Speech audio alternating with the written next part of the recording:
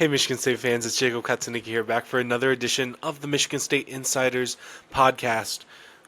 Again, week 4 is now here. Michigan State's getting ready to go on the road to USC. The theme of this week is going to be really the state of California in general. It's going to be a real tough task. The Trojans are number 25 in the nation this week's AP poll, but the computers and a lot of the other metrics really think that the Trojans should be ranked higher than that. They're number 1 in the entire FBS so far in total offense again. Kind of weighed the other direction because of some weak opponents they've played earlier on in their schedules, but we're not going to go really super in depth on the matchup just yet. First thing I think we need to talk about is perhaps the other team in Southern California that's a member of the Big Ten, UCLA. They're off to an 0-3 start. They decided to fire their head coach, and again, the rumor, obviously, whenever there's a head coach firing, you're going to see some names immediately start getting rattled off here and there. Who could take the job? Who's willing to take the job? And one of the names that has seemed to pop up is the current Michigan State head coach, Jonathan Smith. The name kind of would make sense when you're thinking through, who would kind of seem like a fit. Obviously, the Bruins play in the Rose Bowl, Pasadena, California. Jonathan Smith is from Pasadena, California. He's been a West Coast guy basically his entire career. He's been in the Pacific time zone for most of his career. He's had jobs at Idaho, Washington, obviously Oregon State. I'm pretty sure, this may be incorrect, but like Michigan State is basically his first coaching job away from that portion of the country. But I think today, with perhaps that name coming out, again, UCLA on SI, writer Connor Moreno, who writes pieces here and there for a bunch of different sites. He named Jonathan Smith as a potential candidate, among others. And one of the other names was Kenny Dillingham of Arizona State. That would really be something with what the type of program he's built over there in Tempe. But for Jonathan Smith, it'd really be interesting because, again, you're moving to a different team in your own conference, but also you're looking at basically starting over. So we're gonna go through today about why Jonathan Smith should not consider the UCLA job and why I'm personally not that worried that he would take the UCLA job. So the first thing here about this is that the on-field product at UCLA is kind of a mess. Again, they're 0-3. They're firing their head coach for a reason. They just lost to New Mexico, a team that had about, if you maybe watched their game against Michigan, they have about 70 or 80 new players. I'm pretty sure they had a really close game with an FCS squad. And they went into the Rose Bowl and they beat UCLA. Again, 0-3. They lost. They got drubbed by Utah. Again, Utah's pretty solid. Fine, whatever. And then they lose a road game at UNLV again. Quality G5. You're like, okay, it's not good at all. But you can maybe think we can maybe salvage portions of this season.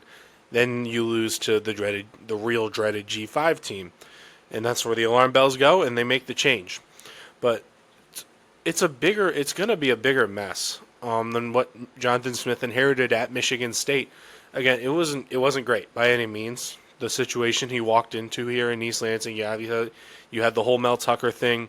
The transfer portal is always going to make it more difficult, but I feel like it's going to be especially bad at UCLA because, again, you're just going to see you already have a really bad team going out there. They're probably going to finish 2-10, 1-11, something just god awful.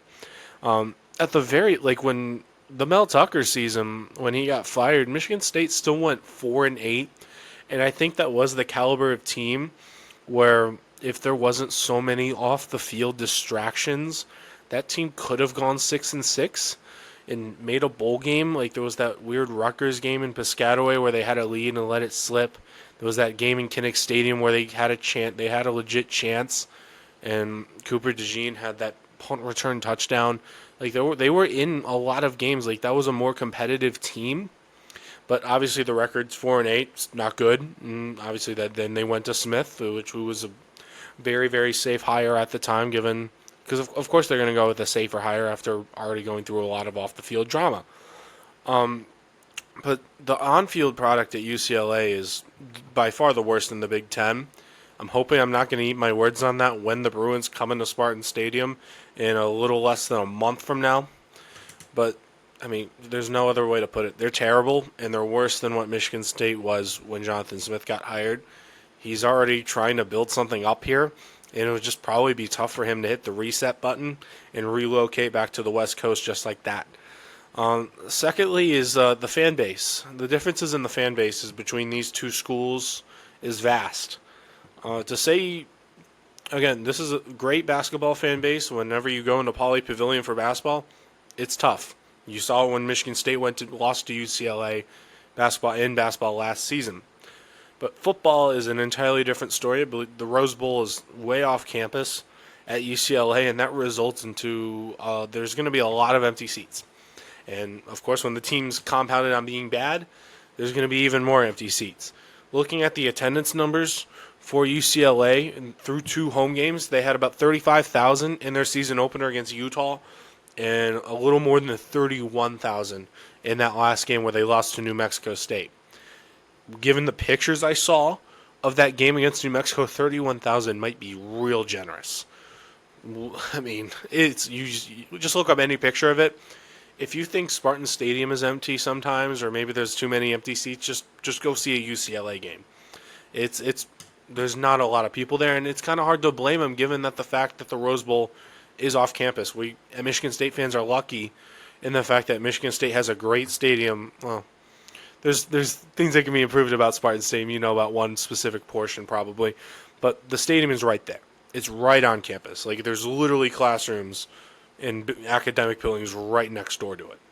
So, and then Michigan State fans tend to fill it up. We just for the game against Youngstown State, a FCS team that a lot of probably real casual fans were just like, I'm just gonna go watch the game. They haven't even heard of them. It was 71,000. 3 straight home games, all the numbers above 70,000. Getting capacity about 75,000. So you're getting mostly like a 90-something% filled up crowd. And this is with enthusiasm with the program probably being about middling. Like people aren't that they're 3-0, but there's a lot of questions still going into Big Ten play. The Boston College win does not look as good as it did at the moment, given that they just lost to Stanford, who also has a fan problem over there. But people still go to the games. You still have a strong fan support especially when the team was winning. If Jonathan Smith can stick around and build a winner into a 9-3, a 10-2 team, again, that's real tough in this expanded Big Ten. At the quality of the amount of really good teams there are now in the Big Ten, Spartan Stadium is one of the best atmospheres in the country. If anyone, I was at the Kenneth Walker game, 5 touchdowns against Michigan in 2021. That was one of the best atmospheres I've ever seen. Like you'd see him score. You scored that long touchdown to take the lead in the fourth quarter. I remember looking around the stands and just everyone's just jumping so much. It's like you see watch a European soccer game where people are like lighting off flares and waving flags. Like that's what the crowd looked like. Without the flares, you're not allowed to have those in America. But people were just going bonkers for that game. And when Michigan, say they continue the momentum into the Michigan game that's in East Lansing this year, it's gonna be that's gonna be a heck of an atmosphere. And I'm sure that'll be something that'll be stored in the Smith's memory bank. He saw what it was like in the big house last year, but when you get that home atmosphere for that game, it's gonna be another level. So again, and there's just the factor I talked about, you don't want to hit the reset button so early. It's kind of a sunk cost fallacy, but you're starting over. I doubt UCLA has the willingness or the money to give Jonathan Smith a whole lot more than what Michigan State is giving him on his contract as well. Because again, they haven't really shown a real commitment to investing a lot into football. Like the way Michigan State has. Again, that's one of the other things Michigan State fans are lucky about is that there's a lot of emphasis on 2 different sports, on the top 2 sports. Football obviously has a lot of weight on it. Men's basketball has a lot of weight on it. Even the hockey team is doing fantastic lately too. So there's kind of that unique everything school vibe going on right now. But of course the football team's trying to catch up in that success department to the men's basketball and hockey teams. But it's just at this moment, like, there's no proof. Jonathan Smith is a competitor, even though he's one of the more laid back. You don't see a lot of expression on his face. Like, he's still a head coach. He wants to win football games, and at the moment, there's no real proof that he has a better shot of doing that at UCLA, even if it's closer to home to him than it is. Then there's really no proof at all that Michigan, UCLA is at all a place where a lot of people can win. I think Foster over there got put into a real tough spot. He was probably underqualified for the position to begin with. It was already trending downhill when he went into Big Ten media days and was like, "We're in Los Angeles." Like, we know, but it's just that awkward moment. Look up the clip if you haven't seen it. It's something. But Michigan State's an easier place to win than UCLA at the very moment. Historically, it's a different debate, perhaps. But right now, Jonathan Smith, if he wants to build a winning college football program in the Big Ten Conference, Michigan State is by far a better place to do it than in UCLA right now. That's all I have for you guys today. I'm Jacob Katsanika. Continue to keep coming to Michigan State Spartans on SI for more and more coverage. We'll continue to be churning out content for you guys every single day over there. And I'll see you guys around, and see you next time.